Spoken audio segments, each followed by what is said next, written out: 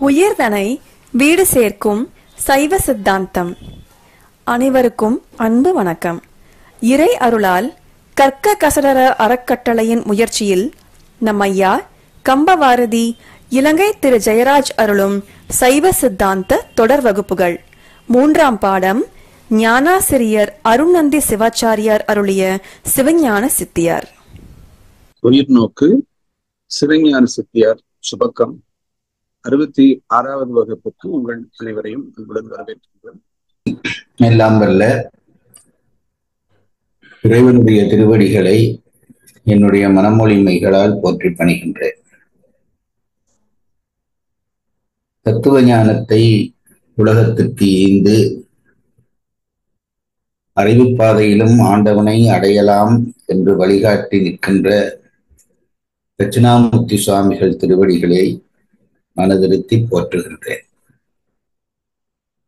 அவர் உபதேசத்தின் வழி நின்று இவ்வுலகுக்கு சைவ சித்தாந்த தத்துவத்தை உணர்த்திய அகச்சந்தனாச்சாரியார்கள், புறச்சந்தனாச்சாரியார்கள் ஆகியோரது திருவடிகளை உச்சியிலும் உளத்திலும் சூட்டி மகிழ்கின்றேன். இந்த தத்துவம் கற்கின்ற சங்கமத்தை உருவாக்கி நீண்ட நாட்களாக உயிர்நோக்கு என்கின்ற இந்த அமைப்பை சோர்வின்றி நடத்தி வருகிற இளையோர்க்கு என்னுடைய வணக்கமும் வாழ்த்தும் உரித்தாகட்டும். தத்துவ ஞானத்தை விளங்குவதற்கு துணை செய்த என் ஆசிரியர் பெருமக்கள் அத்தனை பேர் திருவடிகளிலும் என் தலை வைத்து பணிந்து வணங்குகின்றேன். சைவ சித்தாந்த தத்துவம் என்பது தமிழர்க்குரிய உரித்தான தத்துவம் என்று சொல்லப்படுகிறது. இந்த தத்துவத்தை கற்க வேண்டும் என்ற விருப்பம் ஏற்பட்ட பிறகு முதலாவதாக நாங்கள் உண்மை விளக்கம் என்கின்ற நூலினை கற்க தொடங்கினோம். அந்த நூலுக்கு ஆனந்தராஜன் ஐயா, அமரராகிவிட்ட ஆனந்தராஜன் ஐயா அவர்களுடைய உரை நமக்கு துணை செய்து வழிகாட்டியது. அதுபோலவே அதை தொடர்ந்து நாங்கள் கற்க முயன்ற திருவருட்பயன் என்கின்ற உமாபதி சிவாச்சாரியாரால் செய்யப்பட்டதான நூலினை நமக்கு உரை செய்து வழிகாட்டிய பெருமகனார் யாழ்ப்பாணத்தைச் சேர்ந்த சைவ பெரியார் சிவபாத சுந்தரனார் அவர்கள். மூன்றாவதாக இப்பொழுது நாங்கள் படிக்க முனைந்திருப்பது சிவஞான சித்தியார் என்று சொல்லப்படுகிற சைவ சித்தாந்தத்தின் முக்கியமான ஒரு நூலாக கருதப்படுகிற நூலை நாங்கள் பயிலத் தொடங்கி இருக்கிறோம். இந்த நூலுக்கு யாழ்ப்பாணத்தைச் சேர்ந்த ஓய்வு பெற்ற மறைந்த நீதியரசர் திருவிளங்கம் ஐயா அவர்களுடைய உரை நமக்கு வழிகாட்டி நிற்கிறது. இந்த உரைகள் மூலம் இந்த நூலுக்குள்ளே பயணிக்கின்ற தெம்பை நமக்கு தந்த அந்த உரையாசிரியர்கள் திருவடிகளையும் போற்றுவது நமது கடமையாகும். அந்த வகையிலே சிவஞான சித்தியார் என்கின்ற நூல் அருணந்தி சிவாச்சாரியாராலே உருவாக்கப்பட்ட அந்த நூல் 2 கூறுகளாக பிரிக்கப்பட்டிருக்கிறதாக சொல்லப்படுகிறது. சுபக்கம், பரபக்கம் என்று அந்த நூலை 2 பக்கமாக பிரிக்கிறார்கள். சுபக்கம் என்பது நமது கொள்கைகளை நாம் கற்றுக்கொள்வது. பரபக்கம் என்பது மாற்று கருத்துகளுக்கான எதிர்கருத்துகளை பதிவு செய்த பகுதியாக இருக்கிறதாக சொல்கிறார்கள். நாங்கள் சுபக்கத்தினைத்தான் இப்பொழுது படித்து வருகிறோம். இந்த சிவஞான சித்தியாரினுடைய சுபக்கத்திலே முதலிலே பாயிரவியல் என்கின்ற பகுதி அமைக்கப்பட்டிருக்கிறது. அதிலே 6 பாடல்கள் இருக்கின்றன என்று நாம் பார்த்திருக்கிறோம். ஒரு கோட்டன் இருசவியன் என்று தொடங்குவதாகிய விநாயகர் வணக்கத்தோடு அந்த நூல் தொடங்குகிறது. அதற்கு பிறகு பரசிவ வணக்கம், நூலினுடைய பயன், நூலை கற்கும் தகுதி உடையோர் என்பவற்றை எல்லாம் சொல்லி நிறைவாக அவையடக்கமாக 2 பாடல்களை அந்த பகுதியிலே அமைத்திருக்கிறார். ஒன்று, அந்த அவையடக்கத்திலே ஒன்று இந்த நூலை சித்தாந்த தத்துவத்தை நாம் அறிய முடியுமோ என்று கேள்வி எழுப்பி இறை அருள் வாய்த்தால் அதை அறிய முடியும் என்று சொல்வதாக அடுத்த பாடலிலே கூறி இந்த பாயிரவியலை முடிவு செய்கிறார். சைவ சித்தாந்தம் என்கின்ற இந்த கொள்கை அடிப்படையிலே முப்பொருள் உண்மையை தனதாக்கி வைத்திருக்கிறது. முப்பொருள் உண்மை என்றால் பதி, பசு, பாசம் என்கின்ற மூன்று பொருளினுடைய உண்மையை நிறுவுவதாகத்தான் சைவ சித்தாந்த கொள்கை அமைந்திருக்கிறது. இந்த முப்பொருள் உண்மை என்று இந்த மூன்றையும் சொல்வதற்கு காரணம், இந்த மூன்றும் தான் உள்பொருள்கள் என்று நம் ஞானியர்கள் இனம் கண்டு முடிவு செய்தார்கள். அதிலே பதி என்பது இறையை குறிக்கின்ற சொல், பசு என்பது ஆன்மாவை குறிக்கின்ற சொல், பாசம் என்பது மலங்களை குறிக்கிற சொல் என்று நாம் முன்னமே பார்த்திருக்கிறோம்.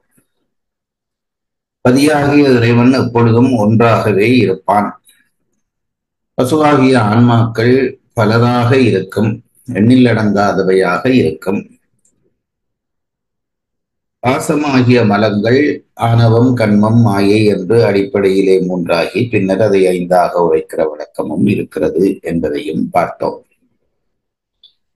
உள்பொருள் என்ற வார்த்தைக்கு என்ன அர்த்தம் என்றால் தோன்றாதவை என்று அர்த்தம். இறைவன் எப்படி தோற்றம் இல்லாதவனோ அதுபோலத்தான் ஆன்மாக்களும் தோற்றம் இல்லாதவை, மலங்களும் தோற்றம் இல்லாதவை, என்றும் உள்ள பொருள்கள் என்று அதற்கு அர்த்தம். தோன்றுகிற பொருள்களுக்கு அழிவுண்டு, ஆகவே அவை என்றும் உள்ள பொருள்களாக ஆகாது. பதி, பசு, பாசம் என்கின்ற மூன்றும் உள்பொருளாக இருக்கிறது என்று சொல்வதன் மூலம் அவை என்றும் உள்ளவை என்பதை நாங்கள் தெரிந்து கொள்கிறோம். இந்த முப்பொருள் பற்றிய விவரங்களை அறிந்து கொள்வதுதான் சைவ சித்தாந்த கல்வியினுடைய நோக்கம். நான் முன்பு சொன்னது போலவே திருப்பவும் சொல்லுகிறேன், சைவ சித்தாந்தம் ஒரு அனுபவமே தவிர கல்வி இல்லை என்பதை தெரிந்து கொள்ளுங்கள். அந்த அனுபவத்தை பெறுவதற்காகத்தான் இந்த நூல்களின் ஊடாக நாங்கள் பயணித்துக் கொண்டிருக்கிறோம். இந்த விவரங்களை சொன்ன பிறகு இந்த முப்பொருளையும் நாம் விளங்க வேண்டுமானால் பதிபசு பாசம் என்கின்ற மூன்றும் சூக்கும பொருள்கள் என்று நாம் அறிந்து வைத்திருக்கிறோம். சூக்கும பொருள்களை நிறுவ வேண்டும் என்பதிலே சிரமங்கள் இருக்கும் என்றபடியால் நாங்கள் பிரமாணங்கள் பற்றி கற்க வேண்டி இருக்கிறது. அதனாலே இரண்டாவது பகுதியாக அளவையியல் என்ற பகுதியை அமைத்திருக்கிறார் நூலாசிரியர். அளவையிலே சைவ சித்தாந்திகள் 3 அளவையை முக்கியமான அளவையாக கொள்கிறார்கள். பிரமாணங்கள் 10 விரிகிறது என்று நாம் அந்த பகுதியிலே பார்த்தோம். ஆனால் அந்த 10 கூட காட்சி, அனுமானம், ஆகமம் என்ற 3 பிரமாணங்களுக்குள்ளே அடங்குவதால் இந்த 3 பிரமாணங்களைத்தான் சித்தாந்திகள் தம்முடைய மூலமான முக்கியமான பிரமாணமாக எடுக்கிறார்கள். அந்த பிரமாணங்கள் பற்றி கற்பிக்கிற பகுதியாக அந்த பிரமாணவியல் அமைகிறது. காட்சியிலே வாயில் காட்சி, மனத காட்சி, தன்வேதனை காட்சி, யோக காட்சி என்று 4 வகை காட்சிகளும், அனுமானத்திலே தன்பொருட்டனுமானம், பிறர் பொருட்டனுமானம் என்று 2 வகையும், ஆகமத்திலே மந்திரம், தந்திரம், உபதேசம் என்கின்ற 3மாக இந்த பிரமாணங்கள் ஒன்றுக்குள்ளே ஒன்றாக விரிவடைவதையும் நாம் பார்த்திருக்கிறோம்.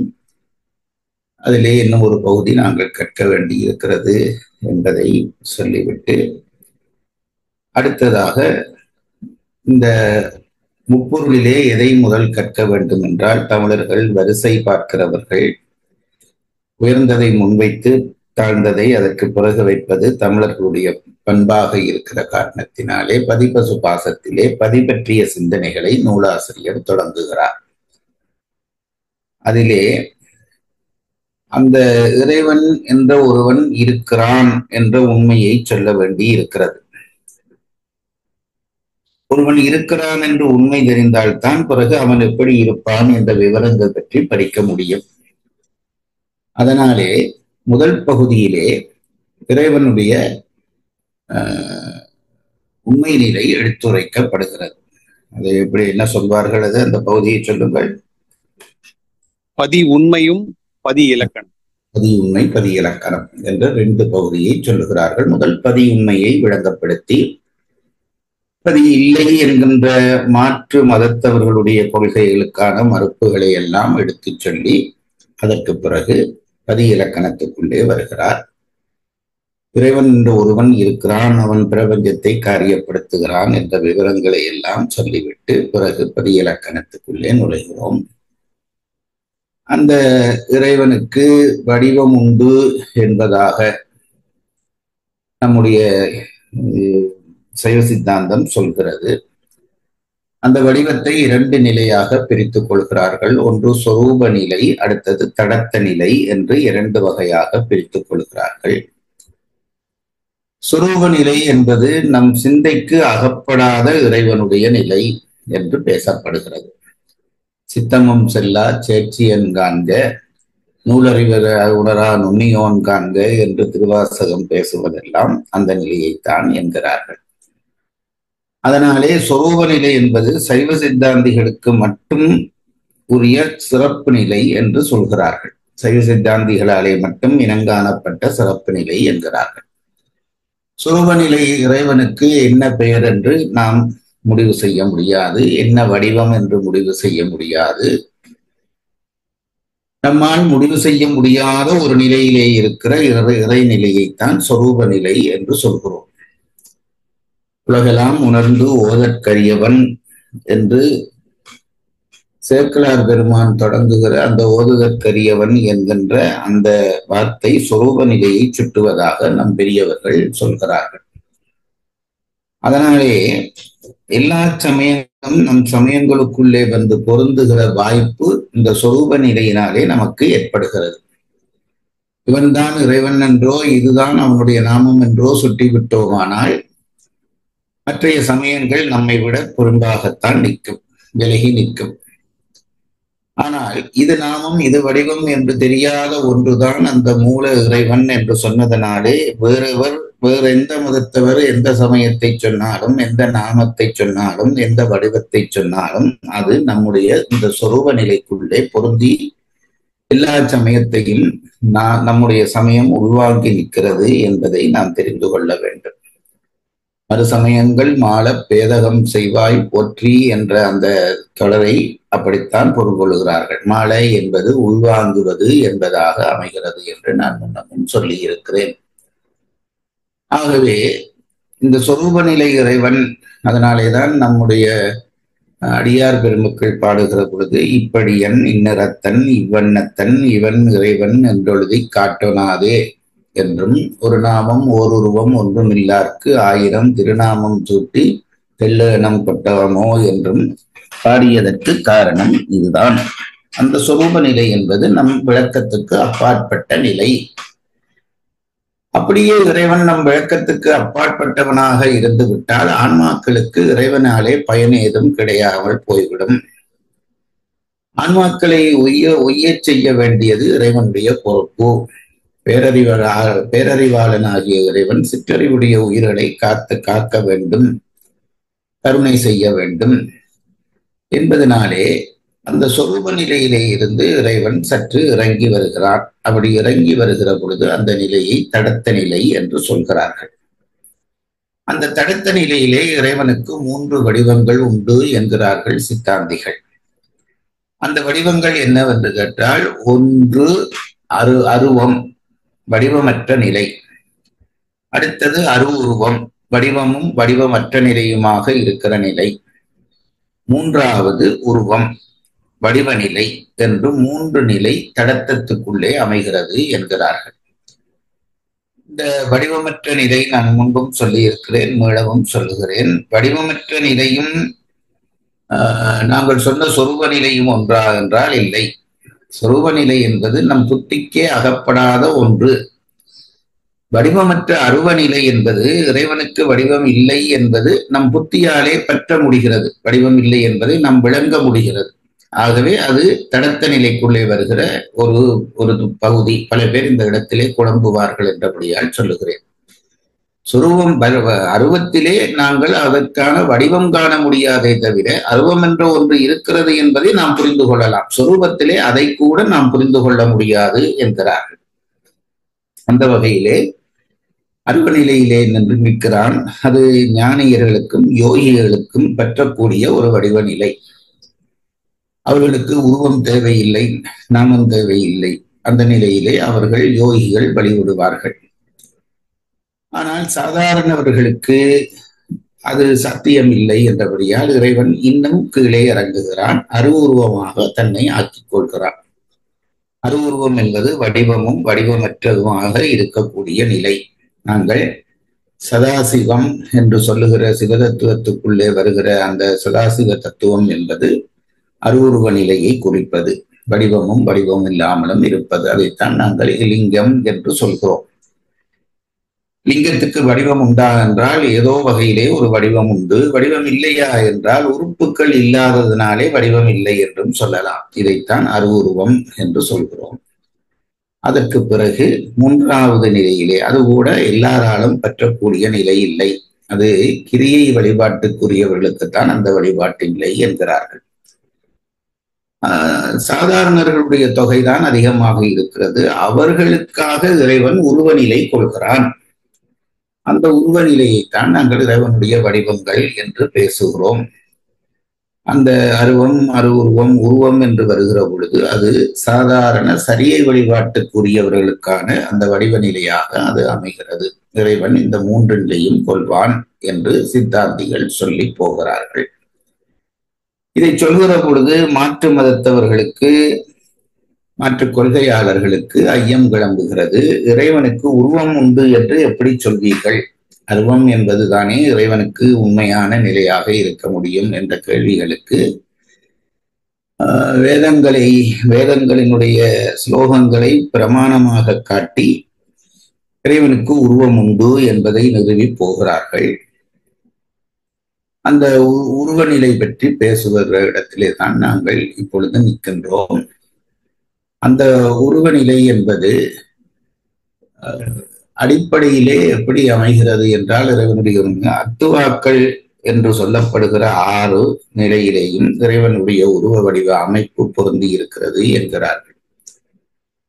மந்திரம், பதம், வண்ணம் என்பதும், கலை, தத்துவம், புவனம் என்கின்ற இந்த 6ஐயும் அத்துவாக்கள் என்று சொல்வார்கள். இது இறைவனுக்கான உபாய வடிவங்கள், உபச்சார வடிவங்கள் என்று பேசப்படுகிறது. இந்த 6 நிலையிலே முதலாவதாக வரக்கூடிய மந்திரம் என்கின்ற அந்த பகுதியை இறைவனுக்கு நான் சொன்னேன். வண்ணம் என்பது அட்சரங்களை குறிக்கிற சொல், எழுத்துக்களை குறிப்பது. அதனுடைய தொகுப்பாக வருகிற பொழுது அது பதமாகிறது. பதங்கள் சேர்ந்து பயன் செய்கிற பொழுது அது மந்திரமாகிறது என்று நாம் படித்திருக்கிறோம். ஆகவே மந்திரம், பதம், வண்ணம் என்கின்ற மூன்றும், அதற்கு பிறகு இந்த மூன்றையும் சொற்பிரபஞ்சம் என்று சொல்வார்கள். கலை, தத்துவம், புவனம் என்கின்ற மூன்றும் பொருட்பிரபஞ்சம் என்று சொல்லப்படுகிறது. சொல்லாகவும் பொருளாகவும் இறைவன் வெளிப்பட்டு நிற்கிறான். இந்த 6 வடிவமும் இறைவனுக்கான 6 அத்துவா வடிவமும் இறைவனுக்கான உபச்சார வடிவங்கள் என்று பேசப்படுகிறது என்று சொன்னவர். இவை ஒவ்வொன்றிலும் இறைவன் எப்படி வடிவம் கொள்கிறான் என்பதை பேசுகிறார். அதிலே முதலாவதாக மந்திர வடிவமாக இறைவன் எப்படி அமைகிறான் என்பதை சொல்லுகிற பகுதியிலே நாங்கள் நிலை கொண்டு நிற்கிறோம். மந்திரங்களிலே 11 மந்திரங்களை மிக முக்கியமான மந்திரங்கள் என்று சொல்கிறார்கள். 5 மந்திரங்கள், என்ன பெயர்? பஞ்சபிரம்ம மந்திரம், பஞ்சபிரம்ம மந்திரம் என்று சொல்லப்படுகிறது. அதை விட சட்டங்க மந்திரம், சட்டங்கம் என்றால் 6 அங்கங்களை கொண்ட மந்திரம். இறைவனுடைய அங்கங்களை சொல்வதான மந்திரங்கள் 6 என்ற இந்த 6ம் 5மாக சேர்ந்து 11 மந்திரங்கள் நமக்கு மிக முக்கியமான மந்திரங்களாக, மற்றும் சப்தகோடி மகா மந்திரங்களுக்கு மூலமாக இந்த 6 மந்திரங்களும் இருக்கின்றன என்று பேசி அந்த மந்திரங்கள் விவரங்களை எப்படி சொல்லத் தொடங்குகிறார். எப்படி மந்திர ரூபமாக இறைவன் இருக்கிறான் என்ற பகுதியிலே நாங்கள் நிலை கொண்டு நிற்கிறோம். என்னுடைய விருப்பத்தின்படி இந்த தொகுப்புரை என்பது சித்தாந்த நூல்களுக்கு கட்டாயம் தேவைப்படுகிறது. இல்லாவிட்டால் நாங்கள் எங்கே நிற்கிறோம், எந்த இடத்திலே நிற்கிறோம் என்று தெரிந்தால்தான் அதற்கு மேலே பயணத்தை நாங்கள் தொடர முடியும். அதனால்தான் இந்த தொகுப்பை நான் எப்பொழுதும் சொல்வதுண்டு. 70வது பாடலிலே இருந்து இந்த உருவநிலை பற்றிய பேச்சு ஆரம்பிக்கிறது. நாங்கள் இப்பொழுது 81 80 வரைக்கும் முடிச்சிட்டீங்க போன வகுப்புல. இந்த 10 பாடல்களுடைய பொழிப்புரையை மட்டும் வேகமாக வாசித்துக் கொண்டு 81வது பாட்டுக்குள்ளே இன்றைக்கு நாம் நுழையலாம். 70வது பாட்டிலே இருந்து ஆரம்பிங்க. சரி. விநாயக வணக்கம். ஒரு கோட்டன் இருசெவியன் மும்மதத்தன் நால்வாய் ஐங்கரத்தன் ஆறு தருகோட்டம் பிற இதழி தாழ்சடையான் தரும் ஒரு வாரணத்தின் தாள்கள் உருகோட்டு அன்பொடும் வணங்கி ஓவாதே இரவு பகல் உணர்வோர் சிந்தை திருகோட்டும் அயன் திருமால் செல்வமும் ஒன்றோ என்ன செய்யும் தேவே. பாடல் எண் 70. பாடல் தலைப்பு முதல்வன் உருவத் திருமேனி கொள்ளுதற்கு காரணம். பொழிப்புரை. முதல்வன் கொண்ட திருமேனிகளில் சில திருமேனி போக வடிவமும் சில திருமேனி கோர வடிவமும் சில திருமேனி யோக வடிவமுமாக கொண்டது. முறையே உயிர்களுக்கு போகம் புரிதற் பொருட்டும் வினையினை கெடுத்தற் பொருட்டும் யோகமுத்தி உதவுதற் பொருட்டுமாம்.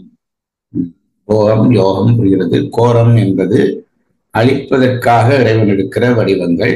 அவன் வினையினை கெடுப்பதையே இங்கே அழித்தல் என்று சொல்கிறார்கள்.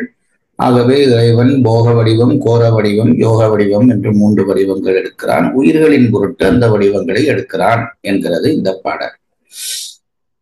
பாடல் எண் 71. பாடல் தலைப்பு முதல்வன் உருவத் திருமேனி கொள்ளுதற்கு காரணம். பொழிப்புரை. முதல்வன் உருவ வடிவம் கொள்ளுதல் உயிர்களுக்கு அனுக்கிரகம் செய்யும் பொருட்டாம். அவ்வடிவங்கள் தம்முள்ளே மாறுபட்ட வடிவங்களாயிருத்தலால் அவன் அசிந்திதன் என்பதும் பெறப்படும். இதுவும் நாம் கவனிக்க வேண்டியது. நம் சிந்தைக்கு அப்பாற்பட்டவன் இறைவன் என்பது நாம் தெரிந்த ஒன்று. உருவநிலை கொள்கிறான் என்கிற பொழுது அதற்கு சற்று இடர் ஏற்படுகிறது. இறைவன் உருவநிலை கொள்கிறான் என்றால் நம் புத்திக்கு அகப்பட்டு விடுகிறான். சிற்றறிவுடைய நமக்கு இறைவன், பேரறிவாளனாகிய இறைவன் நம் புத்திக்குள்ளே அகப்படக்கூடாது. அப்பொழுதுதான் அவன் பேரறிவாளனாக இருக்க முடியும். ஆனால் உருவ வடிவம் உண்டு என்று சொன்ன உடனே உருவ வடிவம் நம் புத்திக்கு அகப்படுகிற ஒரு வடிவம். ஆகவே இறைவனுக்கு உருவ வடிவம் கொடுப்பது தவறாயிற்றே. உருவ வடிவம் கொடுத்தால் அவன் புத்திக்கு அகப்பட்டு, இன்றைக்கு பல மதத்தவர்கள் இதை சொல்கிறார்கள். புத்திக்கு அகப்பட்டு விட்டால் இறைவன் நம் புத்திக்கு அகப்பட்டதாகிய குற்றத்துக்கு ஆளாகி விடுவானே என்று சொல்லப்படுகிறது. ஆனால் அதை மறுக்கிறார்கள். சிந்திதன் என்றால் சிந்தனைக்கு உட்பட்டவன், அசித்திதன் என்றால் சிந்தனைக்கு அகப்படாதவன் என்பது இந்த 2 சொற்களுக்குமான பொருள். உருவ வடிவம் கொள்கிற பொழுது இறைவன் நம்ம புத்திக்கு அகப்படுகிறான், அது உண்மைதான். ஆனால் அவன் ஒரு உருவம் கொள்ளவில்லை, பலவிதமான உருவங்களையும் ஒரே ஒருவன் கொள்கிறான் என்கிற பொழுது அது நம் புத்தியை கடந்திருக்கிற ஒரு விஷயமாக இருக்கிறது. அதனாலே உருவ வடிவம் கொண்டாலும் அவன் சித்திதனாக இல்லை, அசித்திதனாக இருக்கிறான் என்பதை இந்த பாடலிலே சொல்கிறார். பாடல் 72. பாடல் தலைப்பு முதல்வன் உருவத் திருமேனி கொள்ளுதல் அருள் புரிதல் காரணம் என்பதனை விளக்கல். பொழிப்புரை. உமாதேவியார் பரமசிவனது திருக்கண்களை புதைத்த போது உலகமெங்கும் இருள் மூடியது என்றும் நெற்றிக்கண்ணை கொண்டு உலகிற்கு ஒளி கொடுத்தார் என்றும் கூறும் புராண வச்சனம் முதல்வன் வடிவம் கொள்ளுதல் உயிர்களுக்கு அருள் புரிதற் பொருட்டாம் என்பதனை விளக்கும். இறைவனுடைய வடிவநிலை எதற்கு என்றால் உயிர்களுக்கு அருள் புரிதற் பொருட்டு. அதற்கு ஒரு சான்றாக புராண கதை ஒன்றை எடுத்துச் சொல்கிறார்கள். அன்னை இறைவனுடைய கண்ணை மூட உலகமெல்லாம் இருண்டு போனது. ஆகவே இறைவனுடைய கண் என்பது உலகை ஒளிபெறச் செய்கிற ஒன்று என்பதாக உணர்த்தி நிற்கிற அந்த புராண கதையை எடுத்துச் சொல்கிறார்கள். உண்மைகளை நிறுவுவதற்கு பிரமாணங்களாக நம் சைவர்கள் 4 நூல்களை எடுப்பார்கள். ஒன்று வேதம், அடுத்தது ஆகமம், அடுத்தது புராணம், அடுத்தது இதிகாசம். இங்கே புராண கதையை இறைவன் உருவநிலை கொள்வது உலகத்திற்கு கருணை உலக உயிர்களுக்கு கருணை செய்யும் பொருட்டு என்பதற்கு புராண கதையை எடுத்துக்காட்டி அந்த செய்தியை நிறுவுகிறார்கள். பாடல் 73. பாடல் தலைப்பு முதல்வன் உருவத் திருமேனி கொள்ளுதல் அருள் புரிதல் காரணம் என்பதனை விளக்கல். பொழிப்புரை. முதல்வன் யோக வடிவினனாய் இருந்த பொழுது தேவர்கள் முதலாயினோர் காம வேட்கையின்றி துன்புற்றார் என்றும், பின்பு உமாதேவியாரை கலந்து போக வடிவினனாய் அவர்கள் துன்பத்தை நீக்கினான் என்றும் கூறப்படும் புராண வசனம் முதல்வன் வடிவம் கொள்ளுதல் அருள் புரிதல் காரணமாக என்பதனை விளக்கும். இதுவும் இன்னொரு புராண செய்தியை சொல்லி அதை நிறுவுகிறார்கள். அருள் புரிவதற்காகத்தான் இறைவன் வடிவம் கொள்கிறான் என்பதற்கு இறைவன் யோக நிலையிலே இருந்ததும் உலகுயிர்கள் எல்லாம் காம பயப்படாமல் துன்புற்றன என்கிறார்கள். இதை நான் முன்பும் உங்களுக்கு சொல்லியிருப்பேன். ஒன்று, காமபயம் அற்றுப்போவது என்பது இன்பமா துன்பமா என்றால் இன்பம் என்றுதான் நாங்கள் நினைக்கிறோம். காமம் மனதளவிலே நீங்காமல், உயிரளவிலே நீங்காமல், உடலளவிலே நீங்கினால் அது பெரிய துன்பம். அதைத்தான் இந்த கதையூடாக சொல்லி பிறகு இறைவன் சக்தியை சேர உலகுயிர்கள் இன்புற்றன என்கின்ற செய்தியை சொல்கிறது. ஆகவே கருணை செய்வதற்காகவே இறைவன் வடிவநிலை கொள்கிறான் என்கின்ற செய்தி பதிவாகிறது. பாடல் எண் 74. பாடல் தலைப்பு உருவத் திருமேனி இன்றியமையாதது. பொழிப்புரை. படைப்பு முதலிய பஞ்ச கிருத்தியங்கள் செய்தற் பொருட்டும், பக்தர் தியான பாவனை செய்தற் பொருட்டும், வேதாகமங்களின் பொருளை உணர்த்தற் பொருட்டும், ஆன்மாக்களுக்கு போகத்தை கொடுத்து பாசத்தை கெடுத்து முத்தியை அளித்தற் பொருட்டும் முதல்வன் உருவத் திருமேனி கொள்ள வேண்டியது இன்றியமையாததாம். இறைவனுக்கு வடிவமைப்பு தேவை என்பதற்கு 4 சான்றுகள் சொல்லுகிறார்கள். என்னென்ன? ஒன்று, பக்தர் பஞ்ச கிருத்தியங்கள் செய்தற் பொருட்டும், படைத்தல் காத்தல் அளித்தல் மறைத்தல் அருளல் செய்கிறது பொழுது இறைவனுக்கு வடிவ நிலை தேவை. ஒன்று. பக்தர் தியான பாவனை செய்தற் பொருட்டும், தியான பாவனை செய்வதற்கு ஏதோ ஒரு பற்றுதற் கருவி நமக்கு தேவை. ஆகவே அங்கேயும் இறைவனுக்கு ஒரு வடிவ நிலை இருந்தால்தான் பற்றுவதற்கு சுகமாக இருக்கிறது. அது இல்லாமல் பற்றுவது என்பது சாதாரணர்களுக்கு சாத்தியமில்லை. ஆகவே அதற்கும் இறைவனுக்கு ஒரு வடிவம் தேவை என்கிறார்கள். வேதாகமங்களின் பொருளை உணர்த்தற் பொருட்டும், குருவாக வந்து இறைவன் உணர்த்தினாலன்றி வேதாகமங்களினுடைய பொருளை நாம் உணர முடியாது. ஆகவே ஆன்மாக்கள் வேதாகமங்களுடைய பொருளை உணர வேண்டுமானால் இறைவன் குருவாக வந்து நமக்கு அவற்றை உணர்த்த வேண்டும். குருவாக வருவது என்பது ஒரு வடிவநிலை கொண்டுதான் வர முடியும் என்றபடியால் அங்கும் வடிவநிலை தேவைப்படுகிறது என்கிறார். ஆன்மாக்களுக்கு போகத்தை கொடுத்து பாசத்தை கெடுத்து முத்தியை அளித்தற் பொருட்டும், இதுவும் இறைவன் இந்த ஆன்மாக்களுக்கு முதலிலே போகத்தை கொடுக்கிறான், பிறகு அதில் இருந்து விடுவித்து மோட்சத்தை கொடுக்கிறான். இது 2 செய்வதற்கும் இறைவனுக்கு வடிவநிலை தேவை என்கிறார்கள். பாடல் 75. பாடல் தலைப்பு முதல்வனது அருவத் திருமேனி அருவுருவத் திருமேனிகளின் உண்மையும் இயல்பும். பொழிப்புரை. உருவத் திருமேனி உளதாகவே அருவத் திருமேனியும் அருவுருவத் திருமேனியும் உண்டென்பதும் அவையும் அருள் வடிவே என்பதும் அறியப்படும். அதாவது உருவத் திருமேனி உண்டு, அது தேவை என்பதை இத்தனை பாடல்கள் ஊடாக சொன்னவர் அருவுருவத் திருமேனியும் அருவத் திருமேனியும் உண்டு என்பதை சுலபமாக நிறுவுகிறார். உருவத் திருமேனி என்ற ஒன்று தேவை இருக்கிறது என்று சொன்ன பிறகு உருவம் என்ற ஒன்று இருப்பதானால் அருவம் வேண்டும், இல்லது புறவாது என்கின்ற சர்க்காரியவாத அடிப்படையிலே உருவம் என்ற ஒன்று இருக்கிறபடியால் அதற்கு மூலமாகிய அருவம் என்ற ஒன்று இருக்க வேண்டும். அந்த அருவத்திலே இருந்து உருவம் தோன்றுகிற பொழுது இடைநிலை என்று ஒன்று தோன்றும். ஆகவே அந்த இடைநிலை தான் அருவுருவம் என்று கொள்ளப்படுகிறது. ஆகவே உருவம் இருக்க வேண்டுமானால் அருவமும் இருக்க வேண்டும், அருவுருவமும் இருக்க வேண்டும் என்று நிறுவி போகிறார். பாடல் எண் 76. பாடல் தலைப்பு முதல்வனது உபசார திருமேனி, அதாவது அத்துவா வடிவம். முதலில் பொழிப்புரை. இதுவரை பார்த்தது இறைவனது உண்மை திருமேனி. இப்பொழுது உபச்சார திருமேனி என்று சொல்லி நான் முன்பு சொன்னதான அந்த அத்துவா வடிவங்கள் பற்றி சொல்லுகிறார். பொழிப்புரை. வேதாகமங்களிலே அத்துவாக்கள் 6ம் முதல்வனுக்கு வடிவம் என்றது என்னை எனின் அவனுடைய திரோதான சக்தி அவற்றோடு கலந்து எல்லாமாகியும் பொருள் தன்மையால் வேறாகியும் செலுத்துதலால் உடனாகியும் நிற்றலால் அச்சக்திக்கு அவற்றோடு உள்ள சம்பந்தம் நோக்கி உபசாரமாக கூறப்படுவதாம். இறைவன் என்று ஒருவன் இருந்தால் அவனுடைய சக்தி இருக்கும். சக்தி என்பது நான் திரும்ப திரும்ப சொல்லுகிறேன், ஆங்கில சொல்லுதான் அது. பவர் தான் இங்கே சக்தி. சக்தி என்பது ஒரு அம்மன் வடிவம் என்று எங்களுக்கு மனதிலே பதிந்து விட்டபடியால் தத்துவமாக படிக்கிற பொழுது சக்தி என்பது அவருடைய ஆற்றல், அதை புரிந்து கொள்ள வேண்டும். இறைவனுடைய அந்த சக்தி என்கின்ற ஆற்றல் இந்த அத்துவாக்களிலே கலந்து நின்றுதான் இயங்குகிறது. அந்த ஆற்றல் தான் அந்த அத்துவாக்களை இயக்குகிறது. ஆகவே ஆற்றல் கலந்து நின்றால், ஆற்றல் இருக்கிடத்திலே சக்தி இருக்கிடத்திலே சிவம் இருந்துதான் ஆக வேண்டும்.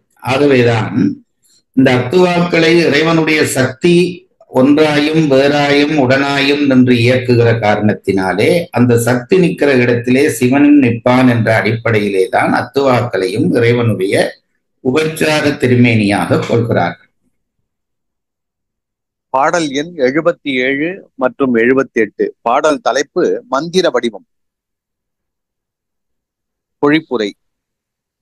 சிவசக்தி சேர்ந்து நிற்கும் சுத்தமாயிலே தோன்றிய காரணத்தாலும் சிவசக்தியால் அதிட்டிக்கப்பட்டு சாதகருக்கு போக மோட்சங்கள் கொடுத்தலாலும் மந்திரங்கள் முதல்வனுக்கு வடிவம் என்று வேதாகமங்கள் கூறும். மந்திரங்கள் வெறுமனே சடங்கள் தானே, சப்தம். அது அதற்கென்று தனி அறிவு இருக்க வாய்ப்பில்லை. ஆனால் மந்திரத்தை இறைவனுடைய ரூபம் என்று சொல்லுகிறோம். அதற்கு காரணம் என்ன என்று விளக்கம் செய்கிறார். 2 விஷயங்கள் சொல்லுகிறார். என்னென்ன சொல்லுங்கள். சுத்தமாயிலே தோன்றிய காரணத்தாலும். ஒன்று, இறை சக்தி இயங்குவதாகிய மாயை 3ஆக பிரிக்கிறோம். சுத்தம், அசுத்தம், பிரகிருதி என்று 3ஆக பிரிக்கிறோம். சுத்தமாயிலேதான் சிவதத்துவங்கள் இயங்கும். அசுத்தமாயிலே ஆன்மாக்கள் இயங்கும். ஆன்மாக்களுடைய உயிர்நிலைகள் இயங்கும். பிறகு ஆன்மாக்களுடைய ஆன்ம நிலை, ஆன்ம தத்துவம் என்று சொல்லப்படுவதாகிய கடைசி 24 தத்துவங்களிலே தான் இந்த தனுகரண போன போகங்களோடு கூடிய நிலை இயங்கும் என்று சொல்லுகிறோம். ஆகவே சுத்தமாயிலே இருக்கிற காரணத்தினால் இந்த சொற்பிரபஞ்சமும் பொருட்பிரபஞ்சமும் தோன்றுவது சுத்தமாயிலே. ஆகவே சுத்தமாயிலே இயங்குகிற காரணத்தினாலே அது இறை சக்தியாக கொள்ளப்பட்டு இறை வடிவமாக கொள்ளப்படுகிறது என்கிறார். சிவசக்தி சேர்ந்து நிற்கும் சுத்தமாயிலே தோன்றிய காரணத்தாலும் சிவசக்தியால் அதிட்டிக்கப்பட்டு சாதகருக்கு போக மோட்சங்கள் கொடுத்தலாலும் மந்திரங்கள் சடமாக இருந்த பொழுதும் அந்த மந்திரங்களை உச்சாரணம் பண்ணுகிற பொழுது அது போகத்தையும் கொடுக்கிறது, மோட்சத்தையும் கொடுக்கிறது, 2ஐயும் கொடுக்கிறது. ஆகவே அது வெறும் சடமாக இருந்தால் அதை கொடுக்க முடியாது. அதிலே சிவசக்தி கலந்து நிற்கிறபடியால், அது கலந்து நின்று போகத்தையும் மோட்சத்தையும் கொடுக்கிறபடியால் அதனையும் நாங்கள் இறைரூபமாக கொள்ளலாம் என்பதால் தான் அதனை இறைரூபமாக கொண்டு அதை உபச்சார வடிவம் என்று சொல்கிறோம். பாடல் 79. பாடல் தலைப்பு பஞ்சபிரம்ம மந்திர வடிவம். பொழிப்புரை. ஈசானம் முதலிய பஞ்ச மந்திரங்களும் ஏனைய மந்திரங்களுக்கெல்லாம் முன்னர் தோன்றின ஆதலாலும் அவற்றிற்கு காரணமாயிருத்தலாலும் அவை முதல்வனுக்கு வடிவமாக கூறப்பட்டன. ஈசானம், தற்புருஷம், அகோரம், வாமதேவம், சத்யோசாதம் என்கின்ற இந்த 5 மந்திரங்கள் பஞ்ச பிரம்ம மந்திரம் என்று சொல்லப்படுகிற மந்திரங்கள். அதை என்ன சொல்கிறார்? ஏனைய மந்திரங்களுக்கெல்லாம் முன்னர் தோன்றின ஆதலாலும். இந்த 5 மந்திரங்கள் தான் மந்திரங்கள் எல்லாவற்றுக்கும் முதல் தோன்றியவை என்று சொல்லுகிறார்கள். அவற்றிற்கு காரணமாயிருத்தலாலும். மற்றைய மந்திரங்கள் தோன்றுவதற்கு காரணமாக இருப்பவும் இவைதான். எப்படி தமிழ் எழுத்துகளுக்குள்ளே ஆ என்கின்ற அச்சரம் முதல் தோன்றுகிற சப்த ரூபமாக இருக்கிறது. அதே நேரத்திலே மற்ற எழுத்துகள் தோன்றுவதற்கும் அந்த ஆனாதான் காரணமாகிறது. அதுபோலத்தான் இந்த 5 மந்திரங்களும் தான் முதல் தோன்றிய மந்திரங்கள். மற்றைய மந்திரங்கள் உருவாவதற்கு காரணமானவையும் இந்த 5 மந்திரங்கள் தான் என்பதனாலே இந்த 5க்கும் முதலிடம் என்கிறார்கள். பஞ்சபிரம மந்திரம் என்ற 5க்கும் முதலிடம் என்கிறார்கள். பாடல் 80. பாடல் தலைப்பு பிரம்மன் முதலிய மும்மூர்த்திகளின் வடிவங்களை முதல்வனது வடிவங்கள் என்பது உபச்சாரம். பொழிப்புரை. பிரம்ம விட்டுணு உருத்திரர்கள் எடுத்து முதல்வனது சக்திகள் பதிந்து நின்று செலுத்துதலால் அவர் உருவங்கள் முதல்வன் உருவமோடு ஒப்ப வைத்து கூறப்படும். அவ்வாறு சக்திகளால் செலுத்தப்படாது பிரம்மன் முதலியோரே படைப்பாதி தொழில்களை செய்வர் என்று சொல்லின் முதல்வன் வேண்டுவதில்லை. ஆதலால் முதல்வனே ஐந்தொழிலும் செய்வன். அவனது சக்திகளால் அதிட்டிக்கப்பட்டு பிரம்மன் முதலியோர் ஒவ்வொரு தொழிலை செய்வர். இதுவும் முக்கியமானதாக கருதப்படுகிறது. நம்முடைய சிவதத்துவங்கள் 5 முதல் சிவம், அடுத்தது சக்தி அல்லது நாதம் பிந்து, அடுத்தது சதாசிவம். சதாசிவத்துக்கு முதல் 2 அருவம். சிவமும் சக்தி அல்லது நாதம் பிந்து என்பது அரூப நிலை. சதாசிவம் என்று வருகிற பொழுது அரூருவ நிலை வந்து விடுகிறது. அதைத்தான் நாங்கள் லிங்கம் என்கிறோம். அதற்கு பிறகு வரக்கூடியதாகிய நாதம் பிந்து சதாசிவம் ஈஸ்வரம் என்ற இடத்திலேதான் இறைவனுடைய உருவ நிலை தோன்றுகிறது. அதற்கு அடுத்ததாகிய வரக்கூடிய சுத்த வித்தை என்கின்ற இந்த 5வது தத்துவத்திலேதான் பிரம்மன், விஷ்ணு, ருத்திரன் ஆகியோர் வருகிறார்கள். இது இந்த பிரம்மன், ருத்திரன், சிவனே, பிரம்மன், ருத்திரன், விஷ்ணு 3 பேரையும் நாங்கள் இறை என்று சொல்கிறோம். அப்படியானால் அவரும் மேற்சொல்லப்பட்டதாகிய பரசிவமும் ஒன்றா என்றால் இல்லை. இந்த இவர்களை இறைவனுடைய ரூபம் என்று சொல்வதற்கு காரணம், இறைவனுடைய சக்தி இவர்களுக்குள்ளே நின்று இவர்களை செயல்படுத்த செய்கிறது. அதனாலேதான் இவர்களை இறை என்று நாங்கள் சொல்லுகிறோம். ஆனால் உண்மையிலே இவர்கள் இப்ப படைத்தல், காத்தல், அழித்தல் ஒன்றும் செய்கிறார்கள் என்றால் அது அவர்களுடைய ஆற்றல் அல்ல. சிவத்தினுடைய ஆற்றல் அவர்களுக்குள்ளே பொதிந்து, சிவசக்தியினுடைய ஆற்றல் அதற்குள்ளே பொதிந்து அதை செய்விக்கிறது. அப்படியானால் அவர்களுக்கும் சிவத்துக்கும் என்ன வித்தியாசம் என்று கேட்டால், 5 செய்கிற ஆற்றல் சிவத்துக்குத்தான் உண்டு. சிவசக்தியினூடாக உட்கொண்ட சிவத்துக்குத்தான் உண்டு. மற்றும் இந்த தெய்வங்களுக்கு, பிரம்மனுக்கு படைத்தல் ஆற்றல் மட்டும்தான் உண்டு. திருமாலுக்கு காத்தல் ஆற்றல் மட்டும்தான் உண்டு. ருத்திரனுக்கு அழித்தல் ஆற்றல் மட்டும்தான் உண்டு. ஆனால் சிவத்துக்கு 5 செய்யும் ஆற்றல் இருக்கிறது என்று பிடித்து காட்டுகிறார். இதுவரைக்கும் நடத்தினீங்க போன வகுப்புல. புது பாடம் பாடல் எண் 81. இதுக்கு முன்னாடி ஒரு ஹெட்டிங் கொடுத்திருக்காருங்க. அவர் தலைப்பு அனாதி முத்த சித்தாகிய சத்தியனது இலக்கணம். பாடல் 81 முதல் 84 வரை. இப்பிரிவில் அடங்கிய கருத்து பொருளாக இருக்கிறது, சித்து பொருளாக இருக்கிறது சக்தி. அதனுடைய இயல்பை பற்றி சொல்ல போகிறார். இப்பிரிவில் அடங்கிய கருத்துக்கள்: 1. சக்தி ஒன்று, தொழில் வேறுபாட்டால் பல. பாடல் 81 மூலம் ஆசிரியருடைய முறைமை நீங்கள் தெரிந்து கொண்டதுதான். ஒரு புது விஷயத்துக்குள்ளே போகிற பொழுது உபதலைப்புகளாக அதை முதலிலே பிரித்து தருவார். படிக்கிற நமக்கு அது சுலபமாக இருக்கும். அந்த வகையிலே இந்த சக்தி பற்றிய விவரம் சொல்லுகிறது. முதல் சொல்லுகிறார், சக்தி என்பது ஒன்றுதான், அது தொழில் வேறுபாட்டால் பலவாக பேசப்படுகிறது என்பது முதல் சொல்லப்பட போகிற விஷயம். இதை குறிப்பாளி தர இனித்தான் விஷயம் சொல்லுவார். இது முதல் தரப்பட போகிற விஷயம். 2. சக்தியின் வடிவம் என்பதனை பாடல் 82 மூலம் சொல்கிறார். 3. சக்தியின் வகை பாடல் 83 மூலம் சொல்கிறார். 4. சிவ சமவாதிகள் ஆசங்கையும் மறுப்பும் என்பதனை பாடல் 84 மூலம் சொல்கிறார். இதனுடைய திருப்பி சொல்லுங்கள், இந்த விஷயத்தையும் சொல்லுங்கள். இறைவனுடைய தொழில் வேறுபாட்டால் சக்தி வேறுபடுகிற விஷயம் 1. சக்தி 1, தொழில் வேறுபாட்டால் பல. சக்தியின் வடிவம், சக்தியின் வகை. அப்படி பல வடிவங்கள் வருகிற பொழுது அந்த வடிவங்களை வகை என்று சொல்ல போகிறார். அது என்ன வகையிலே பிரிக்கப்படுகிறது என்று சொல்ல போகிறார். சிவசமவாதிகள் ஆசங்கையும் மறுப்பும். சிவசமவாதிகள் என்கின்ற சமய கொள்கை சந்தேகம் கிளப்புகிறார்கள். இந்த விஷயத்திலே சந்தேகம் கிளப்புகிறார்கள். அவருடைய சந்தேகம் என்ன என்பதையும் மறுப்பு என்ன என்பதையும் அடுத்ததாக சொல்ல போகிறார். இப்பொழுது பாடல் 81. பாடல் தலைப்பு சக்தி 1, தொழில் வேறுபாட்டால் பல.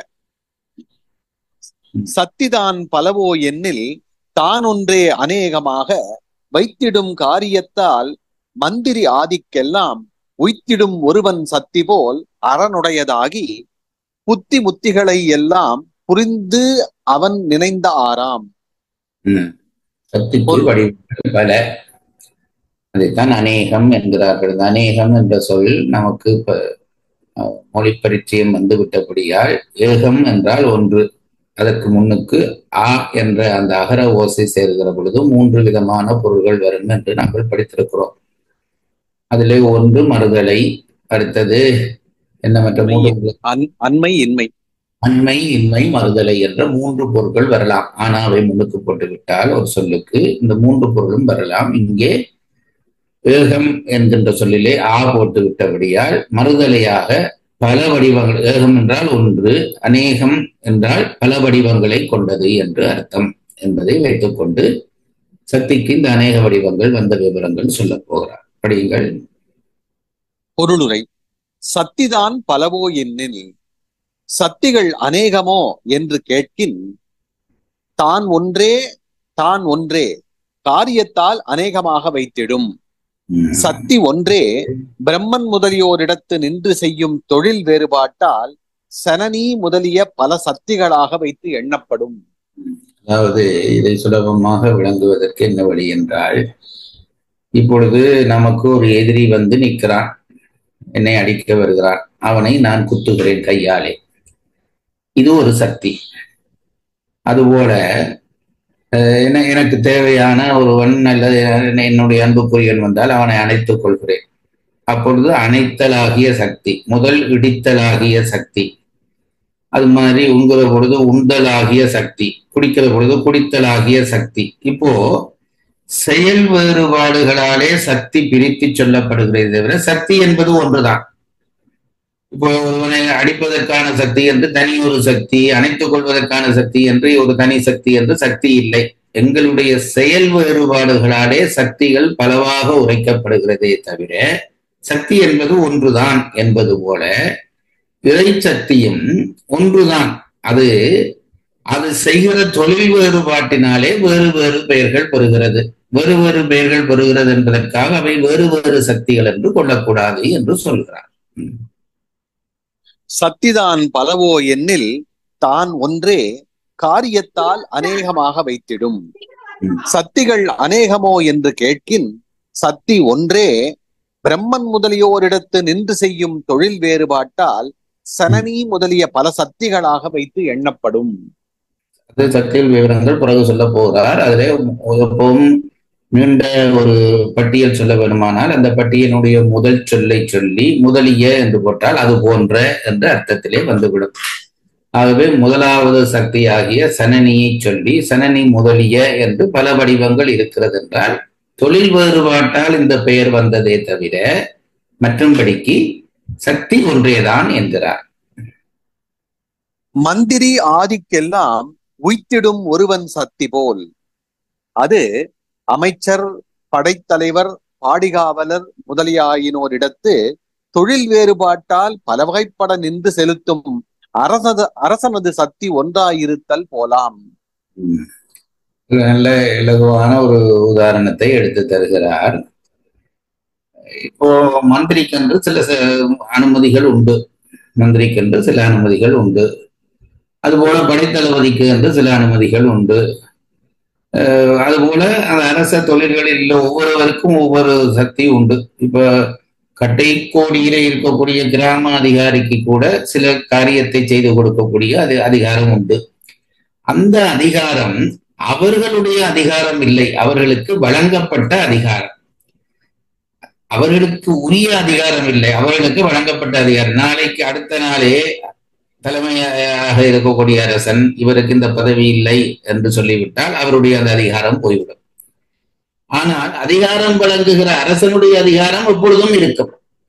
அதுபோலத்தான் இந்த கீழ் வரக்கூடியதாகிய இந்த தெய்வங்களுக்குரிய சக்திகள் என்பவை வழங்கப்பட்ட சக்திகள், அது அவருக்கு உரிய சக்திகள் இல்லை. எப்படி ஒரு அரசனுடைய சக்தி பின்னாலே பகிர்ந்தளிக்கப்படுகிறதோ அதுபோலத்தான் இறைவனுடைய சக்தி இவர்களுக்கு பகிர்ந்தளிக்கப்பட்டிருக்கிறது என்கிறார். மந்திரி ஆதிக்கெல்லாம் உய்த்திடும் ஒருவன் சக்தி போல், அது அமைச்சர், படைத்தலைவர், பாடிகாவலர் முதலியாயினோரிடத்து தொழில் வேறுபாட்டால் பல வகைப்பட நின்று செலுத்தும் அரசனது சக்தி ஒன்றாயிருத்தல் போலாம். அரசனுடையதாகி அச்சக்தி முதல்வனோடு பிரிவின்றி நின்று ம். புத்தி முத்திகளை எல்லாம் புரிந்து போக மோட்சங்களை எல்லாம் அருளி ம். அவன் நினைந்தவாறு ஆம் அம்முதல்வன் நினைந்தபடி நிற்பதாம்.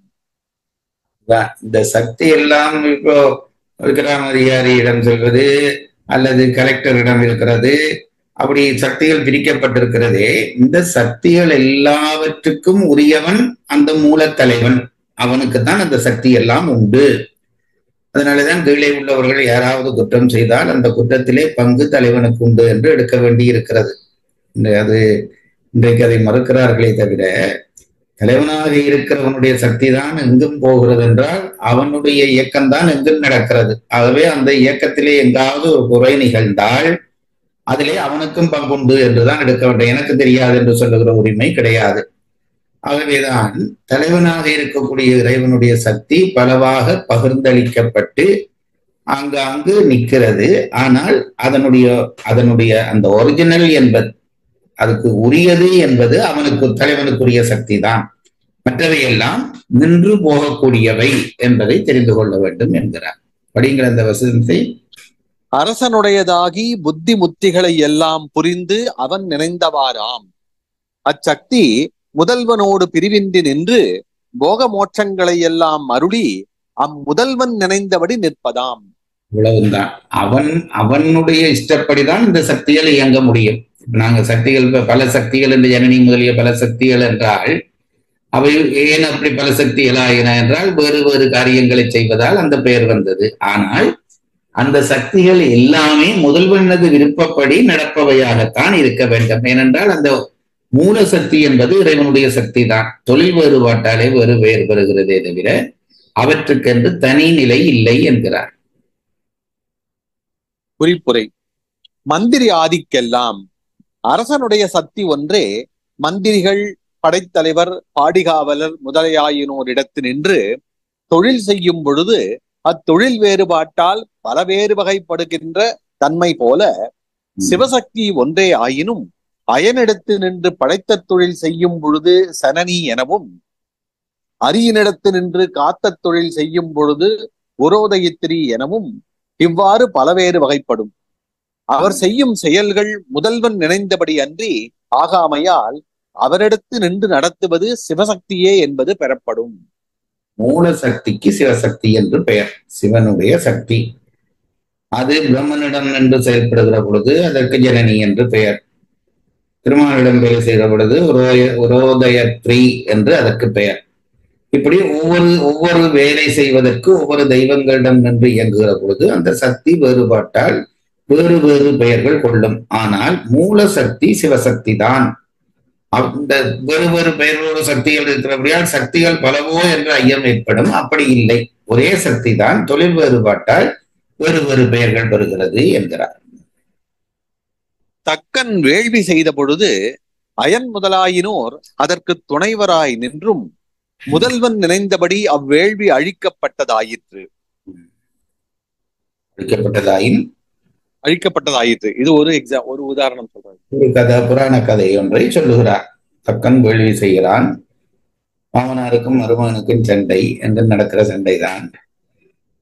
மாமனாரை என்ன செய்கிறார்? அவனும் பெரும் தவ வலிமை கொண்டவன் தக்கனும். ஆகவே தாட்சாயினியை அழைக்கக்கூடாது, அவன் கணவனை அழைக்கக்கூடாது என்று வைத்துவிட்டு அவன் மற்ற தேவர்களுக்கெல்லாம் அழைப்பு கொடுக்கிறான். இவர்களுக்கு ரெண்டு பெரிய சங்கடம். கூப்பிடுகிறவரும் பெரிய ஆளாக இருக்கிறார், எதிர்த்து நிற்கிறவரும் பெரிய ஆளாக இருக்கிறார். அவரிடம் போனால் இவர் அடிப்பார், இவரிடம் போனால் அவர் அடிப்பார் என்று பயந்து உண்மை சத்தியத்துக்கு சார்ந்து நிற்க அவர்களாலே முடியவில்லை. அவர்கள் என்ன செய்து விட்டார்கள்? யாகத்துக்கு கூப்பிட்ட உடனே சிவன் வருகிறாரா இல்லையா என்று தெரியாமல் இவர்கள் எல்லாம் போய்விட்டார்கள். இதெல்லாம் நம் ஊர் சண்டை போல ஒரு கதையாக இருந்தாலும் இதற்குள்ளே தத்துவ செய்தி இருக்கிறது. அதனாலே இவர்கள் எல்லாம் அங்கே போய்விட்டால் எல்லாரும் அங்கே நிற்கிறார்கள். சிவன் மட்டும் இங்கே தனியே நிற்கிறார். அப்படியானால் இவ்வளவு பேருடைய சக்தியும் சேர்ந்து யாகத்தை வெற்றி பெற வைத்திருக்க வேண்டுமே என்றால் இறைவன் அப்படி இல்லாமல் வீரபத்திரரை அனுப்பி வைத்த உடனே அத்தனை பேரையும் யாகத்தையும் அழித்து தேவர்களை எல்லாம் பின்னப்படுத்தி அனுப்புகிறார். ஒரு ஆளுக்கு பல்லுடை விடுகிறது, ஒரு ஆளுக்கு கழுத்து வெட்டப்படுகிறது. இப்படி எல்லாரையும் சிதைத்து அந்த யாகம் குழம்புகிறது. ஆகவே என்ன சக்தி, இவர்களெல்லாம் சக்தி கொண்டவர்கள், ஒரு சக்தியை நம்மையும் வைத்திருக்கிறவர்கள். ஆனால் அந்த மூல சிவசக்தி நினைத்தவுடனே இவையெல்லாம் ஒன்றும் இல்லாமல் போய்விடுவது என்பதை இதற்கு உதாரணமாக கொள்ள வேண்டும் என்கிறார். மார்க்கண்டேய முனிவரது வாழ்நாள் முடிவு பெற அவர் உயிரை கவர்வதற்கு காலன் முயன்றும் அவன் எண்ணப்படியாகாமல் அரண் நினைந்தவாறு நீடிய வாழ்நாள் அம்முனிவருக்கு வந்தது. மார்க்கண்டேயர் நம்முடைய பெரிய வருகிற ஒரு புராண கதைகளிலே ஒருவர் தாய் தந்தையர்களுக்கு பிள்ளை இல்லை, பிள்ளை வேண்டும் என்று கேட்க, ஆயுள் குறைந்த பிள்ளை வேண்டுமா, ஆயுள் குறைந்த நல்ல பிள்ளை வேண்டுமா, ஆயுள் குறையாத தீய பிள்ளை வேண்டுமா என்ற உடனே நேர்மை மிக்க பெற்றோர்கள் எங்களுக்கு ஆயுள் குறைந்தாலும் பரவாயில்லை, நல்ல பிள்ளையை கொடு என்று கேட்கிறார்கள். மார்க்கண்டேயர் பிறக்கிறார். 16 வயதுதான் அவருக்கு ஆயுள் என்று சொல்லப்படுகிறது. இதிலே உங்கள் பல பேருக்கு இந்த கதை தெரியும். புதிதாக ஓரிருவருக்கு சிலத்திலே தெரியாமல் இருந்தாலும் என்றுதான் சொல்லுகிறேன். ஆகவே அந்த 16 வயது அந்த பிள்ளைக்கு நெருங்கிற பொழுது பெற்றோர்கள் கவலைப்படுகிறார்கள். பிள்ளை ஏன் என்று கேட்கிறான். உன்னுடைய ஆயுள் முடிய போகிறது என்று சொன்ன உடனே நீங்கள் கவலைப்படாதீர்கள், என் ஆயுளை நான் நீட்டித்துக் கொள்கிறேன் என்று சிவனோடு போய் சேர்ந்து ஒன்றுகிறான். யோகத்தாலே சிவனோடு ஒன்று விடுகிறார். அப்போ யமன் வருகிறான். யமன் மார்க்கண்டேயர் உயிரை பறிக்க நினைக்க சிவபெருமான் காலால் அவரை உதைத்துக் கொள்கிறான். காலனை காலால் உதைத்தல் பாடி என்று வரும். அப்போ இதுல நான் முன்பும் இது பழைய மாணவர்களுக்கு சொல்லி இருக்கிறேன். யமன் தன் வேலையை செய்ய வருவதை சிவன் எப்படி குழப்பலாம்? அவனுக்குரிய வேலைதானே அவன் செய்ய வந்தான், ஏன் குழப்பலாம் என்றால், காலனுக்கு எங்கே வேலை இருக்கிறது என்றால் கால தத்துவத்துக்கு கீழே தான் காலனுக்கு வேலை. கால தத்துவத்துக்கு மேலே போய்விட்டால் பிறகு காலன் கை வைக்க முடியாது. அதாவது சப் கலெக்டருடைய வேலைக்கு மேலே கலெக்டர் செய்யலாம், கலெக்டர் வேலைக்குள்ளே சப் கலெக்டர் போக முடியாது. இவர் மேலே போய்விட்டார். அவர் யமன் காலத்தை கடந்து அவன் யோக நிலையாலே சிவனை தொட்டு விட்டான். அது தெரியாமல் தன் எல்லைக்குள்ளே நிற்கிறதாக நினைத்து தொடப்போன உடனே தான் சிவபெருமான் உதைந்து அவனை அழிக்கிறான். ஆகவே என்னதான் ஆற்றல்கள் பிரித்து கொடுக்கப்பட்டாலும் மூல ஆற்றல் என்பது சிவத்துக்குரியது என்பதை உணர்த்துவதற்காக இந்த கதை சொல்லப்படுகிறது. மூன்றாவது, அமுதம் பெறும்படி பிரம்மா விஷ்ணு முதலாயினோர் பார்க்கடலை கடைந்த பொழுது அவர் நினைந்தபடி ஆகாமல் அரண் நினைந்தபடி ஆலகாலவிடம் தோன்றிற்று. தேவர்கள் எல்லாரும் பால்கடலை கடைகிறார்கள். அமிர்தம் வரும் என்ற எதிர்பார்ப்பில் அத்தனை பேருக்கும் சக்தி உண்டு. ஆனால் அமிர்தம் பெறவில்லை, நஞ்சுதான் வந்தது. ஏனென்றால் இந்த மூல சக்தியை மீறி நடக்கிற எந்த காரியமும் உருப்படாது என்பதை சொல்ல வருகிறார்கள். அதுதான் எல்லா சக்தியினுடைய கூறுகளையும் தனக்குள்ளே அடக்கி வைத்திருக்கிற சக்தி என்கிறார்கள். இந்நிகழ்ச்சிகளால் அரண் நினைந்தவாறன்றி வேறு ஒன்று ஆகாது என்பது இனிது புலப்படும். அடுத்த குறிப்பு, செனனி முதலிய பேதங்கள் எல்லாம் சிவசக்திக்கு தடத்த வடிவங்களாம். அப்போ சக்திக்கும் சொரூப வடிவம் தடத்த வடிவம் என்றது உண்டு. சிவசக்தி என்பதுதான் சொரூப நிலை. அதிலே இருந்து கீழே வரக்கூடிய இந்த ஜனனி முதலிய வடிவங்கள் எல்லாம் சக்தியினுடைய தடத்த நிலை வடிவங்கள் என்று சொல்லப்படுகிறது. பொழிப்புரை. அரசன் சக்தி ஒன்றே, மந்திரி முதலாயினோரிடத்து நின்று செய்யும் தொழில் வேறுபாட்டால் பலவேறு வகைப்பட்டார் போல சிவசக்தி ஒன்றே அயன் முதலாயினோரிடத்து நின்று செய்யும் தொழில் வேறுபாட்டால் செனனி முதலியனவாய் பலவேறு வகைப்படும். அச்சக்தி முதல்வனோடு பிரிவின்றி நின்று அம்முதல்வன் நினைத்தபடி போக மோட்சங்களை கொடுக்கும். பாடல் 81 மறுவாசிப்பு. பாடல் தலைப்பு சக்தி ஒன்று தொழில் வேறுபாட்டால் பல. சக்திதான் பலவோ எண்ணில் தான் ஒன்றே அநேகமாக வைத்திடும் காரியத்தால் மந்திரி ஆதிக்கெல்லாம் உய்த்திடும் ஒருவன் சக்தி போல் அறனுடையதாகி புத்தி முத்திகளை எல்லாம் புரிந்து அவன் நினைந்த ஆறாம். பொழிப்புரை. அரசன் சக்தி ஒன்றே மந்திரி முதலாயினோரிடத்து நின்று செய்யும் தொழில் வேறுபாட்டால் பலவேறு வகைப்பட்டார் போல சிவசக்தி ஒன்றே அயன் முதலாயினோரிடத்து நின்று செய்யும் தொழில் வேறுபாட்டால் செனனி முதலியனவாய் பலவேறு வகைப்படும். அச்சக்தி முதல்வனோடு பிரிவின்றி நின்று அம்முதல்வன் நினைத்தபடி போக மோட்சங்களை கொடுக்கும். அதாவது சக்தி பல வடிவம் வருவதற்கு காரணம் தொழில் வேறுபாடு. அப்படி பிரிக்கப்படுகிற சக்திகள் எல்லாவற்றுக்கும் மூல சக்தியாக இருக்கிற சிவசக்தி சிவத்தினுடைய ஏவலின்படி நடக்கும். அதை மீறி மற்றவர்களால் நடக்க முடியாது என்பதாக இந்த பாடல் அமைகிறது. இன்றைக்கு இந்த அளவிலே இந்த பாடலை நிறுத்தி அடுத்த வகுப்பிலே அடுத்த பாடலை படிப்போம்.